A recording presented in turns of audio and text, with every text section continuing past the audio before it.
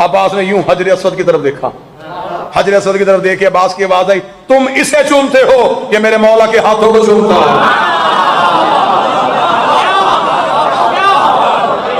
तुम इसे चूमते हो, तुम पत्थर चूमते हो।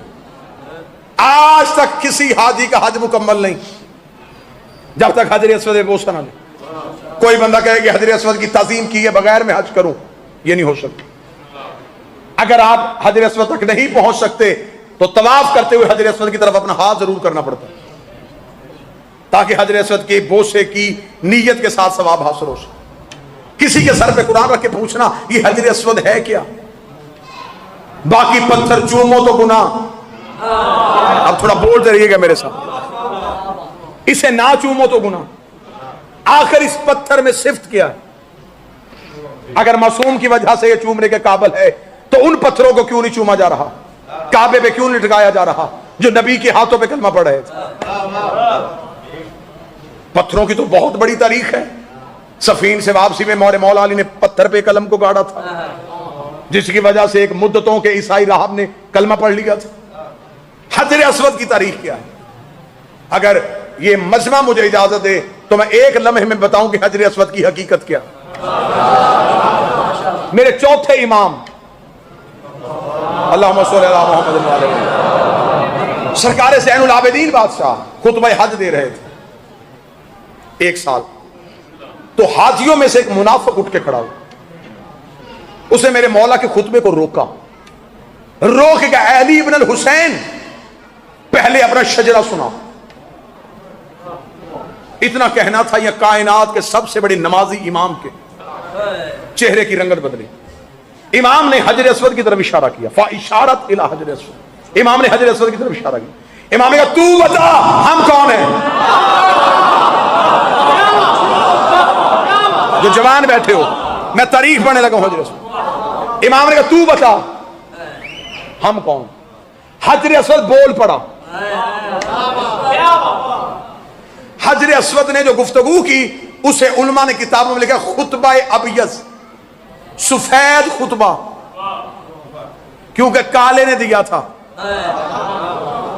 खुतबा अस्वद नहीं, हजर अस्वद का दिया हुआ अबयज़ खुतबा, काले का दिया हुआ सफेद खुतबा, नूरी खुतबा, नूर वाला खुतबा।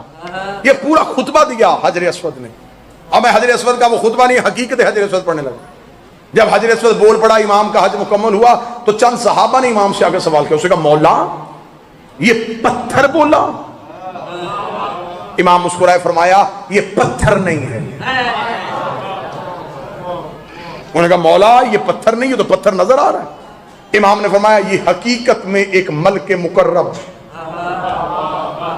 एक फरिश्ता। बात नहीं भी हो तजस्सुस शर्त है, लेकिन एक लम्हे के लिए इल्मी खयानत नहीं होने दूंगा। उन्होंने कहा मौला ये फरिश्ता हो के पत्थर की शक्ल में क्यों? अब है तो खताबत में लफ्जी, मैं लफ्जों के जरिए आपको सफर करवाऊंगा। इमाम ने जो जुमला कहा वो जुमला बड़ा खूबसूरत है।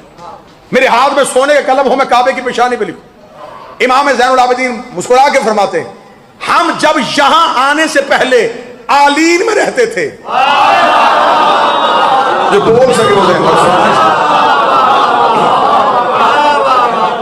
इजाजत है, मैं बात मुकम्मल करूं।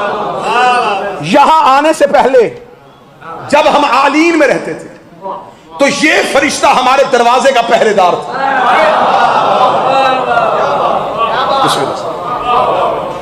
आलीन में रहते थे।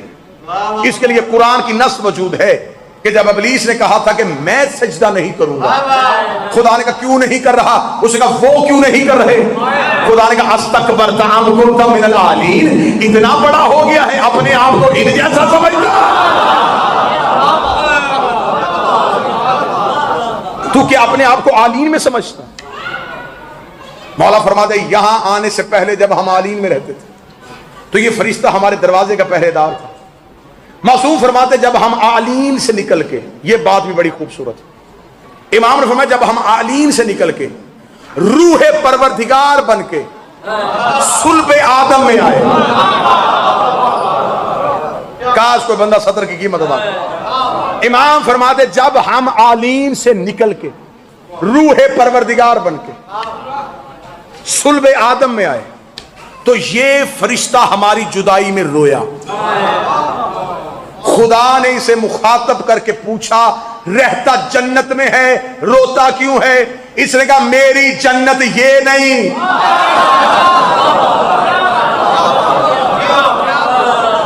जिसमें बागात, जिसमें चश्मे, जिसमें नहरें, मुझे ये जन्नत नहीं चाहिए। मेरी जन्नत है उनका कुर्ब, जिससे तूने मुझसे जुदा कर दी। अगर एहसान करना चाहे मुझे उन्हीं का कुर्ब अता फरमा। जन्नत में मांगी दुआ रद्द नहीं होती। खुदा ने दुआ को कबूल की। मासूम फरमाते फरिश्ते को सफेद मोती की सूरत में हजरत आदम को सौंप दिया। जब हजरत आदम को दुनिया में भेजा गया तो उस वक्त दुनिया में अंधेरा था। आदम इस मोती की रोशनी में दुनिया में आए। बात बोर तो नहीं कर रही आप? जनाबे हव्वा को उतारा गया था सऊदी अरब के शहर जद्दा में। जद्दा कहते हैं अरबी में दादी को। आज भी ये शहर बीबी हव्वा के नाम से मंसूब। हजरत आदम को उतारा गया दुनिया के इस नक्शे के मुताबिक श्रीलंका में। रात के वक्त हजरत आदम इस मोती की रोशनी में आए। जब तक हजरत आदम का दौर रहा यह फरिश्ता मोती की सूरत में आदम के साथ रहा। जब जनाब नूह का दौर आया तो जहां पे आज खाना काबा है, यहां हजरत नूह ने अपना खैमा नस्ब किया। अजाब का पानी पूरी दुनिया में जाता था, इस खैमे का तवाफ करके गुजरता था, क्योंकि यह निशाने काबा है। नूह ने इस मोती को इस खैमे में रख दिया। जब हजरत इब्राहिम ने काबे की दीवारों को बुलंद किया और खाना काबा को एक कमरे की सूरत में रखा तो खुदा से पूछा मेरे मालिक इस मोती का क्या करूं? फिर खुदा ने इसे पत्थर की सूरत में बदला। अब ये जुमले मैं नहीं पढ़ा, ये तहकीक मेरी नहीं, ये इमाम फरमा रहे, ये इमाम का खुतबा है। मौला फरमाते हैं कि खुदा ने फिर इस मोती को पत्थर की सूरत में बना। जब पत्थर की सूरत में बन गया तो हजरत आदम जहां ईंटें लगा रहे थे तो हजरत आदम ने कहा मेरे मालिक इसे कहां लगाऊं? दरवाजे के ऊपर, इस रुकन पे, उस रुकन पे। खुदा की आवाज है कहीं दीवारों पे ना लगाना। मेरे मालिक इस पत्थर को कहां रखूं? मासूम फरमाते जैसे ये वहां खड़ा होता था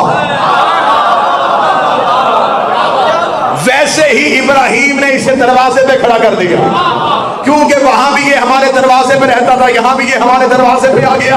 अब मैंने मेहनत की है, मुझे कदर चाहिए। इतना जुमला कहना था, मासूम ने जुमला जारी किया।